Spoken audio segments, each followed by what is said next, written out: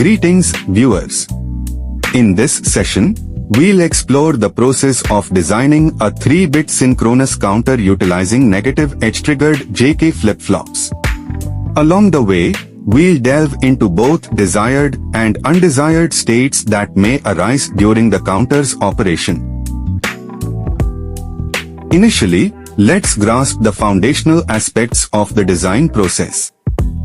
To commence, it's essential to interconnect the clock inputs of all the flip-flops, ensuring the simultaneous application of the clock signal to each one.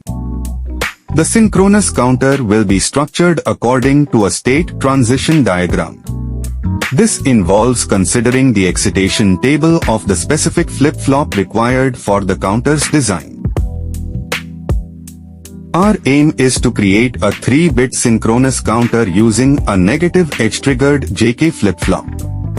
This counter will sequentially count through the following states 0, 1, 2, 3, 4, and then loop back to the initial sequence until the clock signal ceases. While the above stated states are desired, given that it's a 3-bit counter, there exist some undesired states.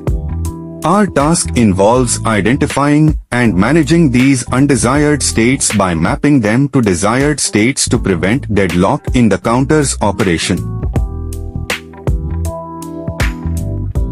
Now, let's progress into the design process. Our next step involves examining the excitation table of the negative edge-triggered J K flip-flop. To comprehend this table more easily, let's break down its specifics with a straightforward explanation. Upon observation, when the output retains its state from the present state to the subsequent one, it's crucial to examine the input combinations of J and K. In this context, the output state remains consistently low when both J and K inputs are set to logic low. Furthermore, it's noteworthy that the output remains unchanged even when the J input is at a low logic level and the K input is set to high logic.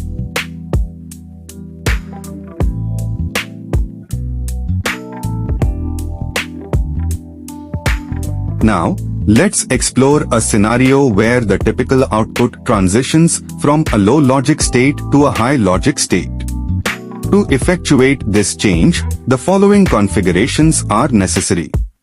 1. High logic at the J input and low logic at the K input. 2. Alternatively, connecting both J and K inputs to logic high will cause the output to toggle during this situation.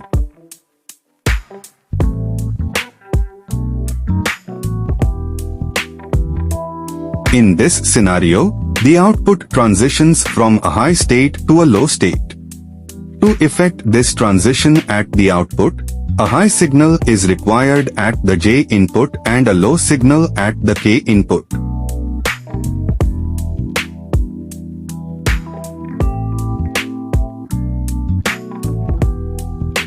Alternatively, achieving the desired change in the output is feasible by applying a logic high signal to both the J and K inputs. This action enables the output to toggle. This represents the final scenario where the output stays at a logic high level continuously. To achieve this state, the J input needs to be set to logic high while the K input remains at logic low.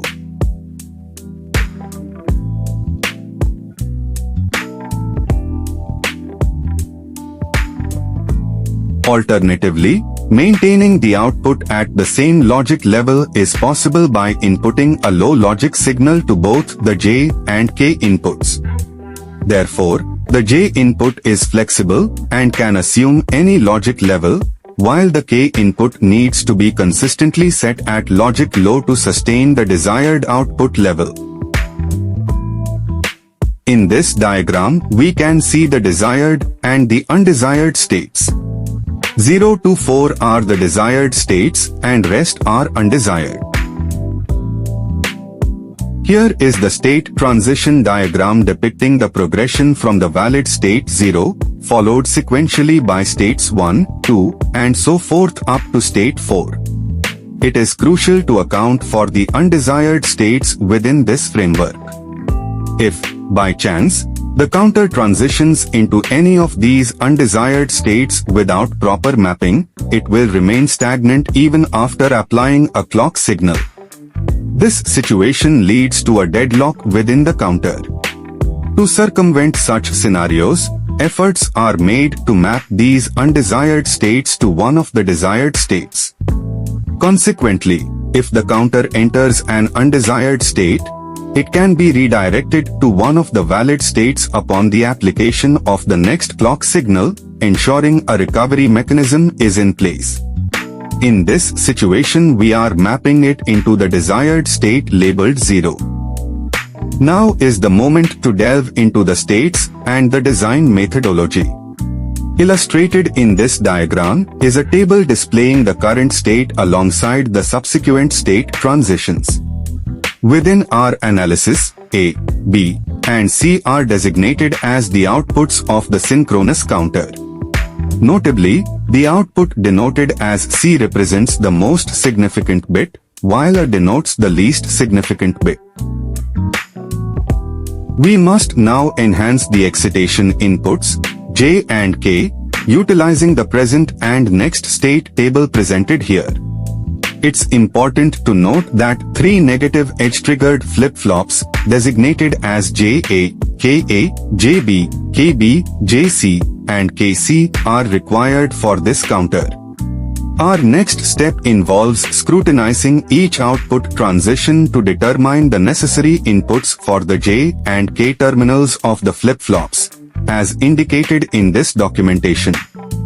For instance, examining the initial transition of output A from the current state to the subsequent state, we observe a shift from logic low to logic high.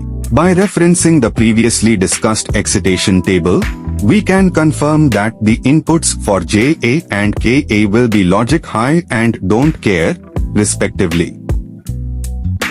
We must now focus on the current state and generate the Carnot map for all inputs associated with the flip-flops. Next, let's concentrate on JA and its respective Carnot map.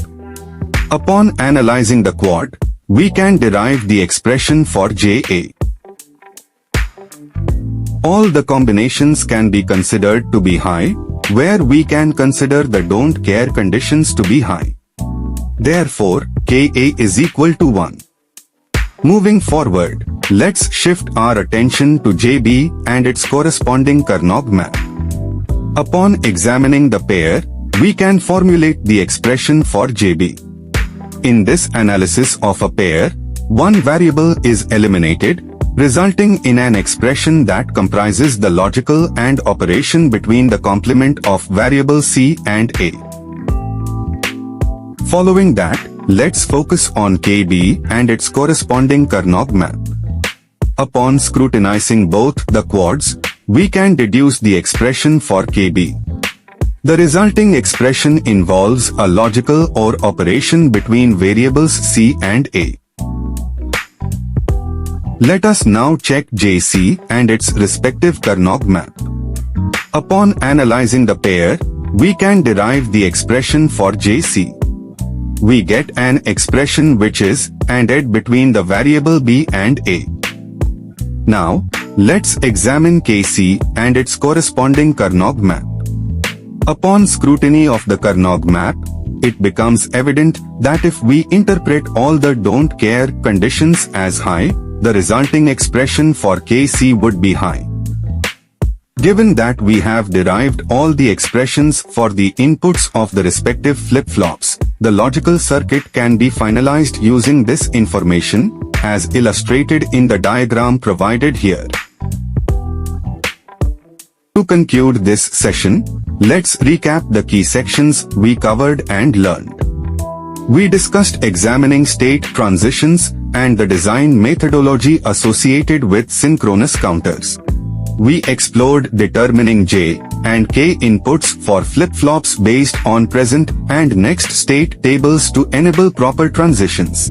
Utilizing Karnaugh maps, we derived expressions for J and K inputs, understanding the logic simplification process for the flip-flops. Using the derived expressions, we constructed the logical circuit for the synchronous counter. We examined scenarios for output transitions, understanding the input configurations, J and K inputs, required to achieve specific output changes. These sections collectively helped in comprehending the fundamentals of synchronous counters, state transitions, logic simplification, and the practical implementation of flip-flops to create a functional logical circuit. Dear viewers, thank you for joining us in this insightful session delving into digital logic and circuits. If you've found this discussion engaging and informative, I encourage you to share and subscribe to my YouTube channel, iNet Tech Talk. By subscribing, you'll stay updated and gain access to more exciting sessions on digital logic, circuits, and related topics. Stay tuned for more enriching content that aims to deepen your understanding and exploration of the fascinating world of digital technology. Your support and engagement are truly appreciated. Keep learning and exploring with us at iNet Tech Talk. With best regards, I conclude this session. Thank you for watching.